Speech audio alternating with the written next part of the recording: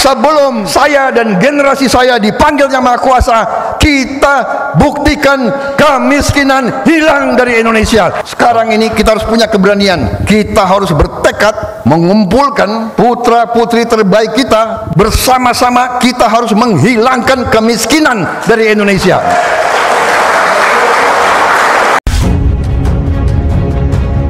Kita harus bersyukur bahwa di tengah bumi dunia ini yang begitu penuh kesulitan, ya, kalau saya ditanya sekarang tantangan Indonesia ke depan apa, tantangan Indonesia menurut saya yang akan kita hadapi bersama sebagai suatu bangsa yang harus kita siap, tantangan ekonomi, tantangan geopolitik, dan tantangan dalam negeri kita sendiri yang tidak bisa kita salahkan orang lain.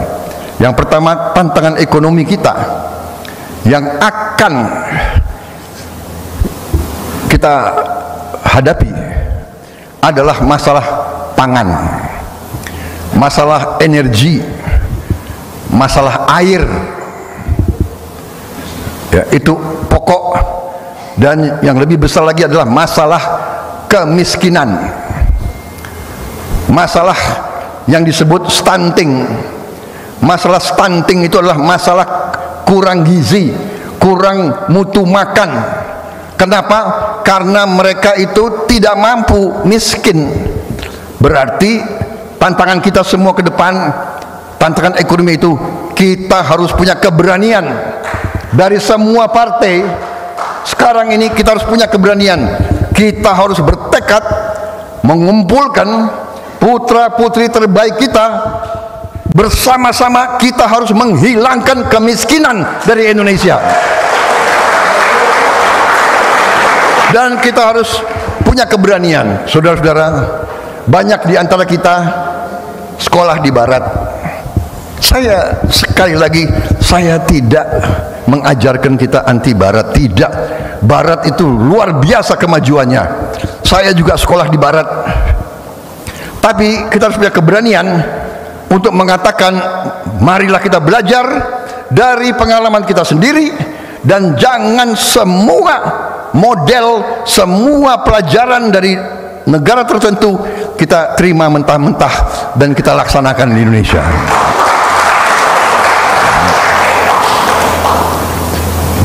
Saya juga dulu saksi Abu Rizal Bakri, juga teknokrat, Menko Perekonomian. Beliau waktu memimpin juga Indonesia terkendali ekonominya. Ini semua pengalaman, semuanya tokoh-tokoh ini, Pak Cicip, Pak Agung, saudara-saudara sekalian. Sekarang dengan pengalaman kita harus berani. Belum tentu resep formula dari barat harus kita terima mentah-mentah 100%. Kalau menurut saya, mari Golkar Institute salah satu, mari kita belajar. Kita harus kembali ke jati diri kita. Kalau menurut saya, mari kita kembali dalam hati kita, bukan mulut, kepada Undang-Undang Dasar 1945. Bapak-bapak kita, pendiri bangsa kita, menyusun Undang-Undang Dasar 1945 menurut saya dengan cemerlang, brilian. Tokoh-tokoh pendiri Republik ini brilian dulu, masih muda. Siapa yang melahirkan Sumpah Pemuda? Oktober 28 tahun 1928. Siapa? Anak-anak 20 tahun, 21, 22, 23. Jadi sekarang mereka bisa melahirkan suatu gagasan, satu nusa, satu bangsa, satu bahasa. Dan bahasa yang dipilih oleh pendiri bangsa kita bukan bahasa mayoritas. Kalau pakai prinsip demokrasi ala barat, ya, demokrasi ala barat itu ajarannya adalah the rule of the majority. Mayoritas berkuasa. Kalau mayoritas berkuasa, kalau kita pakai prinsip itu, berarti bahasa kebangsaan kita sekarang harus bahasa Jawa. Tapi enggak.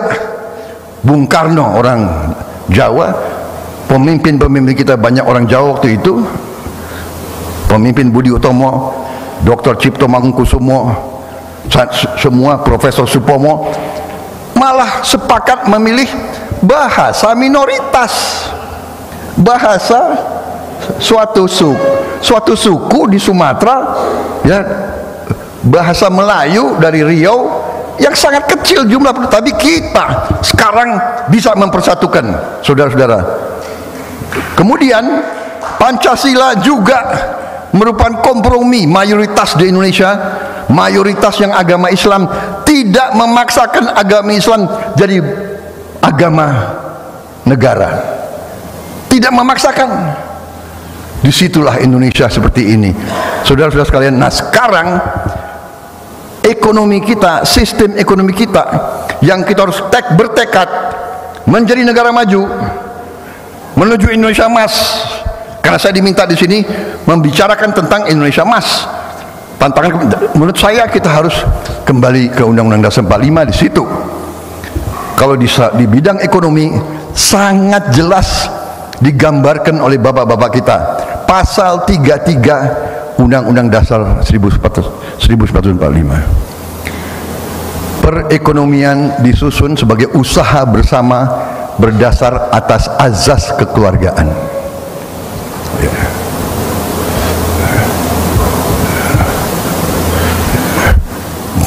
Ayat 2. Cabang-cabang produksi yang penting bagi negara dan yang menguasai hajat hidup orang banyak dikuasai oleh negara.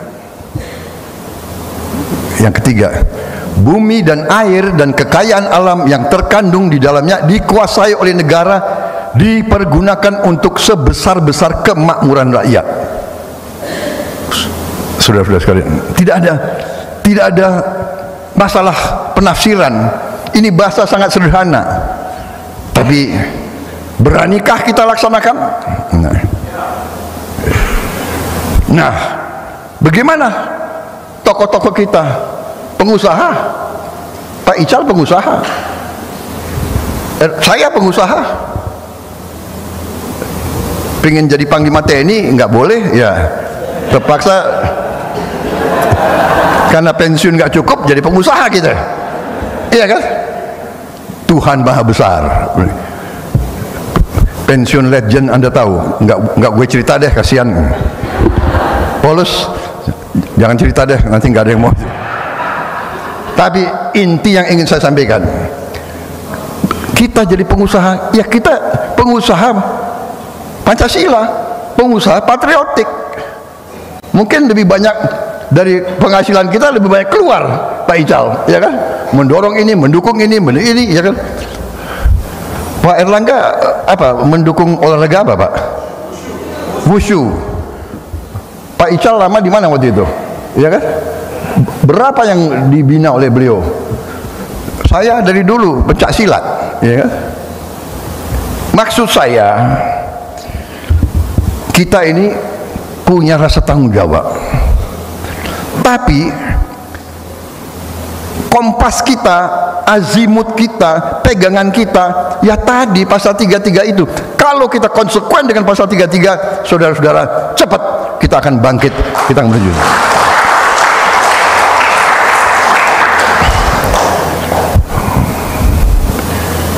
Jadi kita harus sepakat nanti dalam koalisi kita, ya, kita ke depan kita harus jaga benar-benar bahwa APBN, APBD, setiap uang rakyat tidak boleh dibiarkan tidak terkendali untuk kepentingan rakyat semuanya. Itu kita semakin kuat, kita semakin makmur. Strategi kita sudah benar yang disampaikan oleh Presiden Joko Widodo.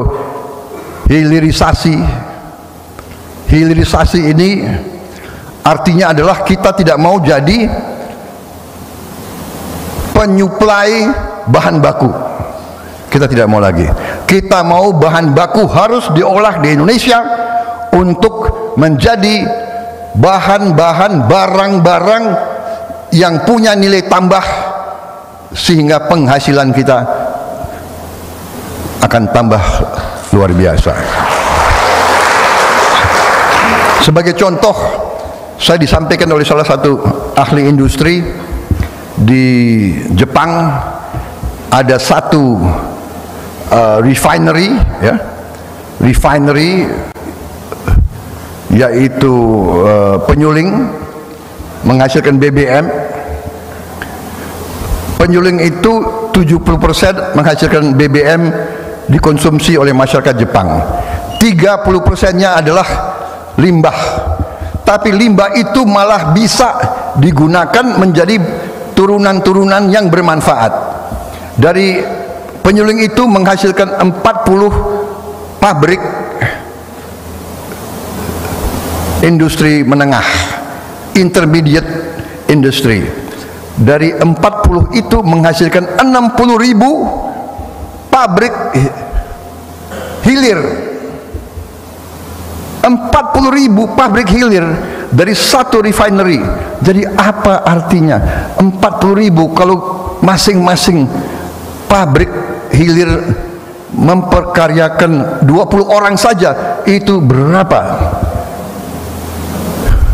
Berapa ratus ribu anak-anak kita bisa bekerja. Itu baru satu komoditas, belum nikel. Nilai tambahnya bisa 67 kali. Boksit bisa 194 kali. Tembaga 77 kali.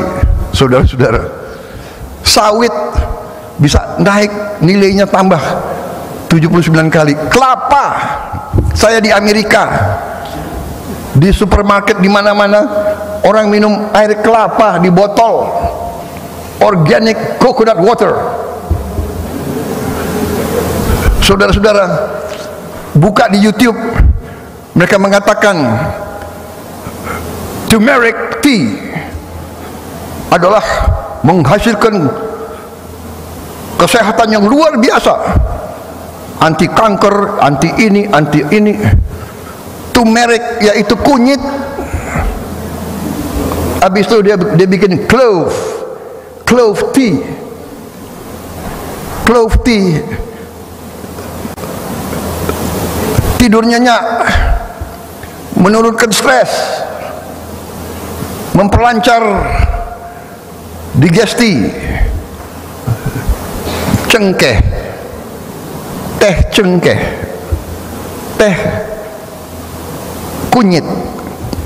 Saudara cek ajudan saya tiap hari minumnya teh cengkeh dan teh kunyit. Makanya masih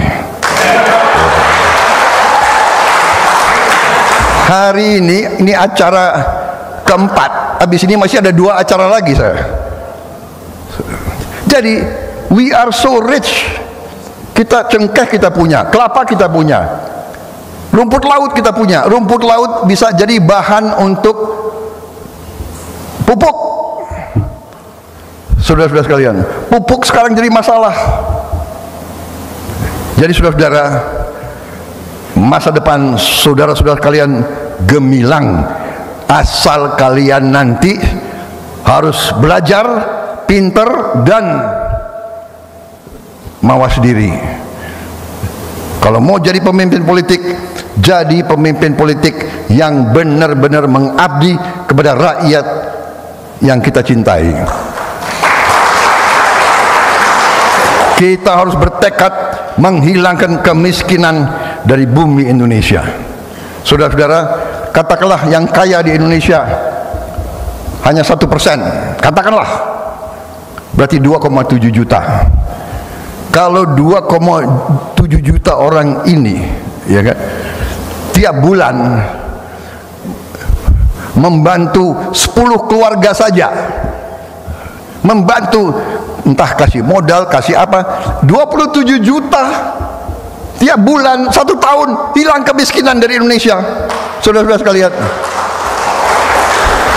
mau atau tidak, berani atau tidak, saudara-saudara, tidak boleh lagi kita membiarkan rakyat kita ada yang susah makan. Tidak boleh. Karena itu saya waktu bersama dengan tim dari Golkar, dari PAN dan koalisi dalam diskusi ekonomi kita tanggal 15 Agustus yang lalu, kita mencanangkan 10 fokus kebijakan yang manakala kita nanti dan bila mana kita menerima mandat dari rakyat, ini yang akan kita laksanakan.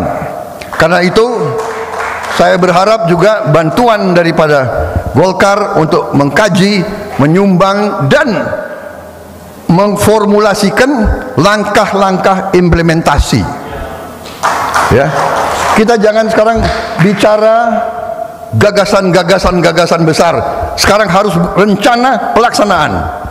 Saudara-saudara, Pak Jokowi sudah meletakkan dasar ekonomi Pancasila yang saya sebut. Kembali ke slide ekonomi Pancasila. Apa itu ekonomi Pancasila? Ekonomi Pancasila adalah ekonomi yang merupakan gabungan terbaik dari kapitalisme dan yang terbaik dari sosialisme. Itu menjadi ekonomi jalan tengah oleh bapak-bapak pendiri bangsa kita. Ekonomi Pancasila adalah ekonomi jalan tengah, terbaik dari kapitalis, terbaik dari sosialis. Nggak bisa kapitalis murni, yang kaya tambah kaya, yang miskin ketinggalan. Sosialisme murni tidak bisa bekerja, ya kan? Orang nggak kerja dan yang kerja disamaratakan, tidak ada inisiatif, tidak ada inovasi, tidak ada kebebasan, tidak bisa. Jadi yang dijalankan harus ekonomi gabungan, mixed economy, jalan tengah, yang terbaik dari kapitalisme, terbaik dari sosialis, ekonomi Pancasila. Ekonomi Pancasila adalah ekonomi yang tidak ragu-ragu untuk intervensi membantu rakyat yang paling lemah. Saudara-saudara sekalian, kalau rakyat yang miskin diangkat dan dia menjadi dapat penghasilan yang bagus, artinya apa? Uang beredar di masyarakat, berarti mereka ingin beli, dia mau beli baju, beli sepatu, dia mau kirim anaknya sekolah, ekonomi kita bangkit, semua roda ekonomi berjalan. Saudara-saudara sekalian, saya kira kembali ke 10 fokus. Ini yang saya lempar. Saya dibantu oleh beberapa pakar. Pakar-pakar saya sangat profesional. Profesor itu kalau dilihat, diperhatikan, hampir botak semua.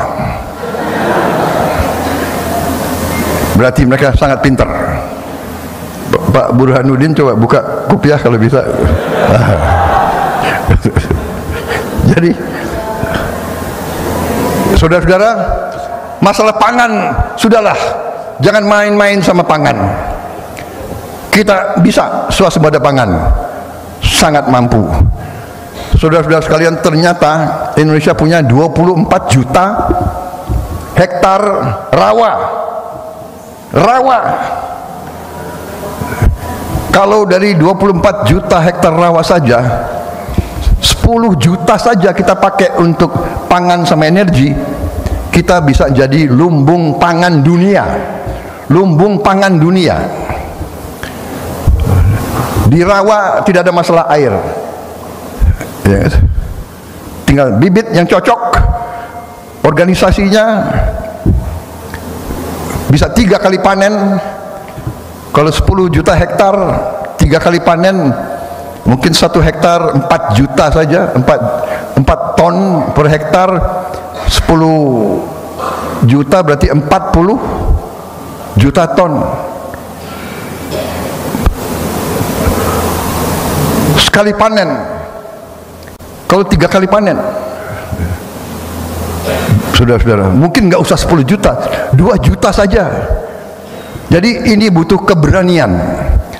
Seperti pindah ibu kota, itu keberanian berpikir.